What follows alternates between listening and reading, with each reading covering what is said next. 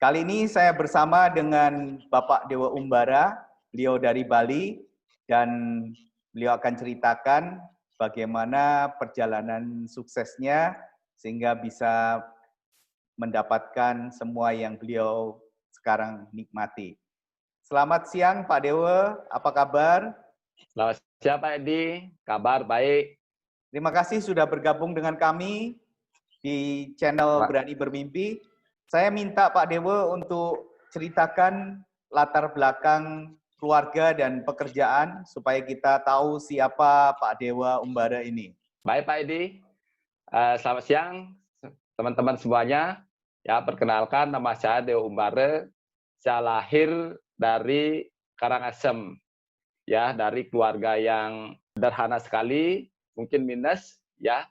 Saya 4 bersaudara, saya anak yang pertama. Kebetulan adik-adik saya itu semua perempuan-perempuan. Ya, di waktu saya kecil di kehidupan kami sangat memprihatinkan karena dari keluarga kurang mampu, dan saya bersyukur sekali waktu orang tua saya bisa mensekolahkan, itu yang saya syukuri ya, mulai dari SD, dari SMP sampai ke SMA.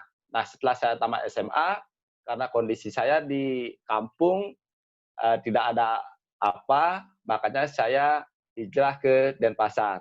Nah, awalnya sih saya beberapa kali ngelamar kerja, ya, perusahaan A, perusahaan B, perusahaan C, tapi nggak ada yang menerima saya. Dan saya terus melamar, akhirnya saya ngelamar di sebuah bank, nah, sebagai security. Itu Pak Edi. Oke.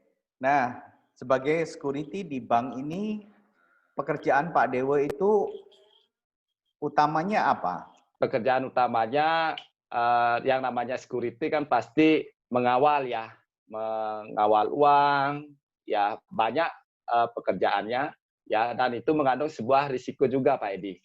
Oke, Gitu. ada nggak yang Pak Dewa pernah alami dan tak terlupakan sampai dengan hari ini selama bekerja dulu? Saya bekerja hampir 11 tahun Pak Edi. Yang paling saya tidak pernah lupakan di saat pengawalan penjemputan uang itu, dan itu sangat mengandung risiko. Nah, ada cerita yang saya nggak pernah lupakan Pak Edi. Nah, sebenarnya schedule saya itu pagi Pak Edi. Nah, kebetulan teman saya nukar, saya disuruh shift malam. Teman saya ini paginya itu ngawal uang. Nah, setelah mengawal uang, ya, teman saya ini kena rampok Pak Edi. Itu ditembak. Oke, jadi taruhan dari pekerjaan Pak Dewa ini nyawa ya. Ya, Nah, betul. terus gimana ceritanya Pak Dewa bisa berkenalan dengan bisnis yang Pak Dewa saat ini jalankan? Karena sering ada kejadian, ya, waktu itu ada banyak perampokan bank, ada nasabah dirampok, seperti itu Pak Edi. Mulai saya agak takut, karena kan riskan sekali, gitu. Nah, setelah itu sudah mulai pemikir-pemikiran, gitu. Ada teman saya, seorang pengusaha China itu menawarkan buka usaha aja, nanti di sini ambil barangnya, seperti itu disarankan. Nah, akhirnya saya kena sakit gitu. Itu awalnya karena saya sakit, kena rematik jantung. Itu diponis sama dokter. Rematik jantung. Bisa ceritakan Ya, lagi gimana itu? Rematik jantung itu seperti apa Pak Dewa? rematik jantung sih kata dokter, padahal waktu itu umur saya masih muda Pak Edi. Berapa saat itu? Waktu itu 25 nggak salah. 25 ya, masih muda 25 tahun. ya. Ya, Oke. masih muda itu. Kenapa sampai kena sakit begini? Padahal waktu itu fisik saya fit, senang nge-gym seperti itu ya, olahraga di kantor, ada karate, ada basket, ada voli, semua olahraga itu saya ikutin. Kenapa saya kena sakit begini gitu? Nah, sampai di rumah sakit itu saya rawat inap itu hampir 3 sampai 4 bulanan Pak Edi. Itu. Oke. Nah, kata dokter sih dibilang rematik mencari jantung gitu. Dokter sih bilang kalau 10 ada orang yang kena rematik jantung, 9 udah pasti meninggal.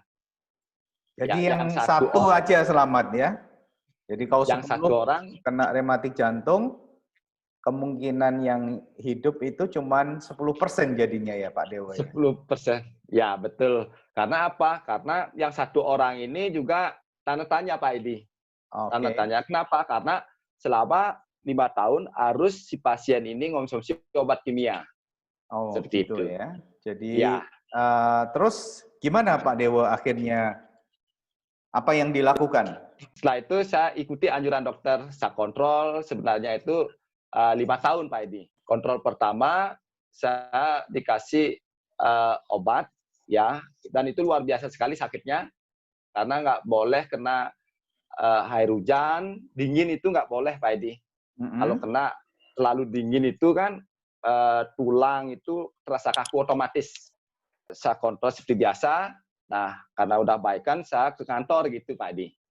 Nah, setelah di kantor ada teman saya merekomendasikan untuk mengkombinasi produk herbal. Nah, setelah saya konsumsi, ya bulan berikutnya, bulan kedua saya kontrol, ternyata dokter memvonis jantung saya udah bagus. Oke, jadi dari mengkonsumsi apa yang direkomendasikan teman Pak Dewa tadi, akhirnya Pak Dewa merasa lebih baik ya. Betul. Nah, terus kelanjutannya bagaimana? Saya kontrol yang kedua itu dokter bilang jantung saya udah baikan, gitu. Nah, saya ditanya sama dokternya, Pak Dewa minum produk apa? Saya bilang, saya minum nutrisi dari Cina. Dokter menyarankan disuruh nerusin Malah obat disuruh kimianya itu terusin gitu disuruh. ya. Akhirnya saya seperti aktivitas seperti biasa sebagai security dan kontrolnya ke dokter itu saya nggak pernah Pak seperti itu. Nah, terus bagaimana Pak Dewa akhirnya kok bisa menjalankan bisnisnya itu gimana? Awalnya berkenalan dengan produk ini, merasa baik, terus bagaimana? Karena saya sudah baikan, saya sudah sembuh, otomatis teman-teman saya di kantor itu dari personalia, dari teman-teman security, ya ada teller seperti itu ya, kasana, banyak yang nanya, Pak Dewa sudah baikan pakai produk apa gitu. Saya bilang saya pakai nutrisi dari China. Banyak yang nanya, banyak yang beli teman saya. Ada untuk orang tuanya yang katanya diabetesnya nggak sembuh-sembuh, ada anaknya kurang pinter, nafsu makannya seperti itu ya. Banyak yang beli ke saya, kebetulan beli produknya ini di depan kantor di mall lantai 3 nggak salah itu ya. Semua ke sana. Ternyata bulan depannya saya mendapatkan bonus namanya. Terus dari situ Pak Dewa akhirnya lebih semangat gitu ya. Ya, lebih semangat. Tapi dalam hati saya mengatakan begini, nah saya nggak kerja, tapi kok saya dikasih bonus gitu. Padahal waktu itu kan gajiannya masih di bank itu tanggal 25 gitu. Kenapa tanggal 16 sudah ada bonus gitu? Saya kira itu gaji saya, Pak. Jadi Pak Dewa nggak nyangka, cuman cerita-cerita aja, terus ternyata bisa mendapatkan penghasilan tambahan ya, selain gaji dari kantor ya. Betul. Oke, nah terus bagaimana ceritanya Pak Dewa bisa mengembangkan lebih besar lagi bisnisnya? Karena teman saya bilang itu kerjanya simple, kerjanya sederhana. Cuma cerita dapat uang, cerita dapat uang. Nah, di pikiran saya itu, gampang benar nyari tambahan gitu. Lebih banyak ceritanya, ada teman sakit ini, dan semua yang saya kasih produk dari China ini, semua sembuh Pak Edi. Dari situ saya mendapatkan penghasilan tambahan. Nah, dan saya rekrut teman-teman saya dan kasih pemahaman. Kenapa sih? Karena produknya bagus, otomatis cara menjalankan bisnisnya, cara mengembangkannya ini pasti mudah sekali. Akhirnya saya ajarkan teman-teman saya, akhirnya dia juga membantu menceritakan ke teman-temannya juga. Gitu. Nah, setelah itulah bisnis saya mulai bertumbuh bertumbuh dan berkembang sampai ke luar Pulau Bali. Nah, Pak Dewa, saat Bapak mulai jalankan bisnisnya tadi kok nampaknya semuanya mudah dan lancar-lancar saja.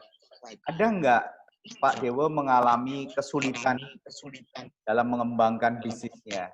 Nah, kesulitannya waktu itu saya pas mau serius jalankan bisnisnya, saya ada kendala di tempat kerja. Nah, teman-teman saya banyak yang tahu bahwa saya jalankan bisnis ini, banyak yang mulai mengejek, ya mencemooh seperti itu.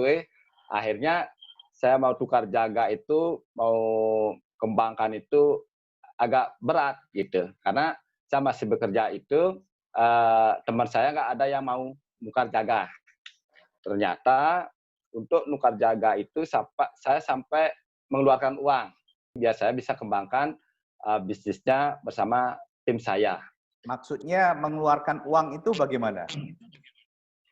Karena teman saya bilang begini, kalau mau tukar jaga, contohnya mau jaga malam gitu. Nah, saya harus kasih uang dulu, baru dikasih nukar gitu. Teman-teman saya ini melihat saya sudah serius jalankan bisnis ini gitu. Nah, tantangannya sebenarnya itulah harus kuat mental. Kan banyak sekali ejekan, cemoohan seperti itu ya. Ada yang mau, ada juga yang tidak gitu kan. Saya waktu itu arahkan ke sistemnya, ada juga nggak mau, ada juga yang mau seperti itu. Akhirnya saya ajak teman-teman saya ini untuk melihat sebuah peluangnya, saya undang di pertemuan.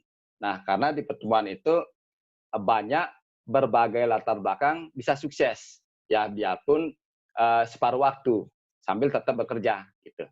Nah, saya juga tertarik waktu itu tambah semangat karena di pertemuan itu ada seorang cleaning service bisa sukses, ada satpam juga bisa sukses, itu ada manajer, berbagai latar belakang bisa sukses. Makanya teman-teman saya itu semangat juga menjalankan bisnis ini. Nah, lambat laun saya mulai bisnisnya mulai berkembang, otomatis penghasilan saya bertambah juga gitu. Masih bekerja, tambahan atau sampingan di bisnis ini penghasilannya lebih besar gitu. Nah, makanya dari itu karena mulai penghasilannya besar, saya memutuskan untuk pensiun.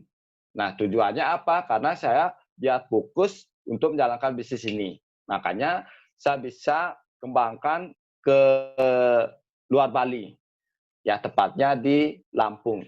Pak Dewa sampai berani mengundurkan diri sebagai satpam. Padahal ya itu penghasilannya juga lumayan dan juga perusahaan atau bank tempat bekerja Pak Dewa ini cukup besar. Apa sebenarnya motivasi atau tujuan dari Pak Dewa kok semakin serius mengembangkan bisnisnya ini? Apa yang Pak Dewa inginkan? Saya dari keluarga kurang mampu, karena bisnis ini bagus, yang sangat luar biasa, dan saya ingin benar-benar fokus untuk menjalankan bisnis ini. Saya yakin kehidupan saya, nasib saya bersama keluarga saya itu benar-benar berubah. Makanya saya seriuskan untuk pensiun sebagai satpam di sebuah bank. Nah, dan karena saya punya impian yang sangat luar biasa sekali, pernah waktu saya ngawal uangnya itu banyak sekali, dari bank ke bank ke bank, itu saya pernah minta izin untuk tidur di tumpukan uang itu. Ya, kenapa? Karena saya ingin dan saya punya impian suatu ketika lewat bisnis ini yang saya jalankan, saya mempunyai uang yang sangat banyak. Pak Dewa saking inginnya kaya sampai tidur di tumpukan uang ya. Benar Pak Edi. Ya, waktu masih muda, saya terus punya pikiran suatu ketika pasti saya akan menjadi kaya. Ya, saya pernah pacaran beberapa kali. Ya, di saat saya serius pacaran, saya ajak ke rumah Karangasem, ke kampung saya, melihat kondisi keluarga saya, melihat rumah saya yang mau runtuh, mau roboh. Akhirnya pacar saya itu memutusin. Dan itu kejadiannya berkali-kali. Dan saat itulah saya bertekad bahwa suatu ketika lewat bisnis ini saya pasti jadi orang kaya.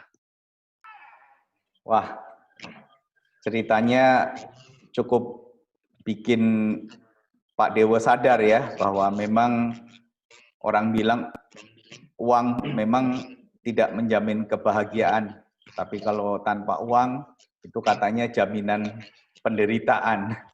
Oke, jadi mungkin itu yang dilihat oleh mantan pacar Pak Dewo sehingga memutuskan hubungan dengan Pak Dewo. Tapi semua ada hikmahnya, karena dari situ ternyata Pak Dewo malah punya dendam positif, suatu ketika nanti harus jadi orang yang mapan ya.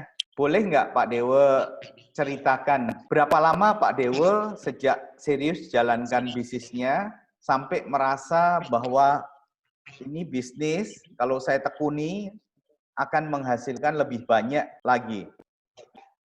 Yang paling nikmati waktu saya part time, bonus dari bisnis ini sudah bisa mengalahkan gaji saya di Satpam.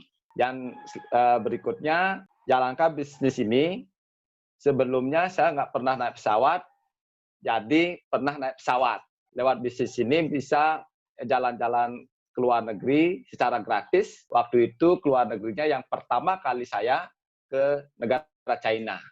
Waktu saya diajak tur di China, saya merasakan luar biasa sekali. Nah, pertama saya diajak ke Forbidden City, langsung ke tembok Cina. Nah, di sana saya sampai berdoa. Saya seperti mimpi. Saya berada di 7 keajaiban dunia. Seperti itu. Nah, berikutnya saya tur ke perusahaannya yang sangat luar biasa sekali. Waktu itu luasnya masih 400 hektar. Kalau sekarang kan sudah 1.500 hektar perusahaan Tianxi.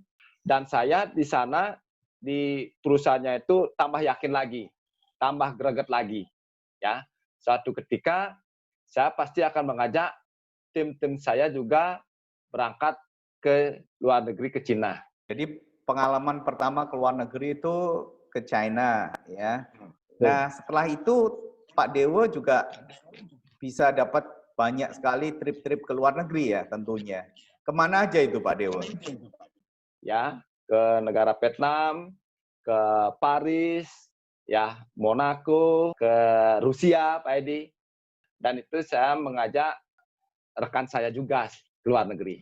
Oke, nah ngomong-ngomong pengalaman ke luar negeri ini untuk Pak Dewo sekarang sudah sering sekali jadi hal yang biasa. Tapi ada nggak yang sangat berkesan gitu atau pengalaman yang unik, yang lucu, yang Pak alami di salah satu negara yang pernah dikunjungin itu? Waktu pertama masuk hotelnya juga yang paling terkesan Pak Edi, gitu kan? Saya nggak pernah masuk hotel, itu kuncinya itu saya kira kunci-kunci yang seperti di rumah seperti itu. Ternyata pakai kartu gitu. Nah, itu yang paling berkesan juga. Sama pas mau mandi kan ada air dingin, air panas gitu kan. Saya nggak bisa mengkombinasikan itu Pak Edi gitu. Tapi lewat sini lama-kelamaan karena sering keluar negeri jadi terbiasa. Jadi terbiasa ya. Selain itu apalagi Pak Dewo yang sudah Pak Dewo raih dari bisnis ini? Selain keluar negeri, saya juga dapatkan mobil niaganya. Mobil niaganya saya ambil Mobilio dan penerima luxury car-nya. Reward-nya itu Fortuner. Gimana perasaannya Pak Dewo waktu mendapatkan mobil yang tidak bisa dikatakan murah ya? Karena itu sebuah Fortuner ya. Nah, gimana pengalamannya dengan mobil ini? Sepertinya mimpi, keluarga saya juga nggak percaya, gitu ya. Teman-teman saya juga, waktu mendapatkan mobil Lio-nya aja, mobil niaganya, teman-teman saya bilang itu mobil mewah, gitu. Nah, apalagi saya punya Fortuner-nya. Kalau sekelas Fortuner itu kan biasanya orang pengusaha sukses yang punya bupati, pejabat-pejabat lah, gitu. Dan saya kondisinya seorang satpam gitu. Saya ambil dari dealer menuju rumah saya yang di Denpasar itu, saya setir sendiri. Padahal waktu itu saya nggak bisa pakai matic. Pikiran saya, oh, toh juga milik saya sendiri gitu. Akhirnya saya bawa itu sampai ke rumah saya masuk gang itu. Nah, sudah nyampe di rumah, saya berpikir lagi, saya bengong lagi, seperti nggak percaya bahwa saya punya mobil sebagus ini, semewah ini. Kalau benar, saya akan tidur di bawah mobil ini. Itu. Ya, saya langsung beli karpet permadani, saya taruh di bawah mobil Fortunernya, saya tidur sampai 3 hari. Baru saya percaya bahwa ini benar-benar mobil saya, gitu. Jadi Pak Dewa masih nggak percaya bahwa Pak Dewa sudah bisa punya mobil Fortuner. Iya. Selama 3 malam tidur di kolong mobil itu ya? Betul. 3 malam. 3 malam. Nah, setelah itu baru percaya ini memang benar-benar punya Pak Dewa gitu ya. Menarik pengalamannya ya, berawal dari sesuatu yang nampaknya sederhana tadi, tertolong dari rematik jantungnya, terus cerita-cerita, ternyata dapat bonus, dan dari situ mulai berpikir untuk lebih serius lagi. Nah, Pak Dewa sekarang tentu mengalami kehidupan yang berubah dibandingkan dengan dulu ya. Pernah nggak di saat seperti sekarang ini, Pak Dewa mikir, kalau seandainya dulu Pak Dewa tidak menjalankan dengan serius bisnisnya, kira-kira bagaimana kehidupan Pak Dewa hari ini? Saya pernah kebayang seperti ini, coba waktu dulu nggak sakit, nggak dikenalkan sama teman saya peluang bisnis ini. Ya mungkin kehidupan saya seperti yang dulu mungkin tambah parah lagi. Ya kenapa? Karena kondisi saya waktu itu di kampung, keluarga saya itu nggak punya tanah. Yang saya tempatin waktu di kampung itu milik orang lain. Itu. Makanya saya bersyukur sekali jalankan dengan serius bisnis ini, kehidupan saya seperti langit dan bumi. Bersyukur sekali bahwa saya sangat serius jalankan bisnis ini. Beliin tanah di kampung untuk orang tua saya, ya, membangun rumah, di Denpasar juga saya investasi tanah lewat bisnis yang sangat luar biasa ini. Dan hari ini saya sangat bersyukur sekali, ya, ketemu bisnis yang sangat luar biasa sekali, ya, di saat ada pandemi ini. Gitu. Ada COVID-19, saya melihat teman-teman saya itu banyak yang bingung, ya. Ada yang dirumahkan, ada yang dipotong gajinya, tapi hari ini saya bisa di rumah, tapi bisa menjalankan bisnis ini secara online. Seperti itu. Ya, Pak Dewa. Sebagai penutup, ada nggak yang Pak Dewa mau sampaikan ke teman-teman yang nonton channel ini? Bagi teman-teman yang menonton channel ini, saya sarankan buka pikiran, ya, ambil peluang ini seperti saya dulu, ya, mengambil peluang ini. Kehidupan saya sangat luar biasa, drastis sekali, ya. Bagi teman-teman yang ambil peluang ini, pasti juga akan mempunyai kehidupan yang lebih baik dari sebelumnya. Teman-teman, tentunya kalau saya bisa, teman-teman juga pasti bisa. Baik, terima kasih Pak Dewa. Demikian cerita dari mantan Satpam Bank yang berbisnis dan sekarang berhasil mengubah kehidupannya dan menikmati kehidupan yang luar biasa bersama dengan keluarganya. Baik, terima kasih Pak Dewa untuk waktunya telah berbagi dengan kita semua. Semoga Pak Dewa selalu dalam kondisi yang sehat, bisnisnya semakin besar dan bermanfaat bagi banyak orang.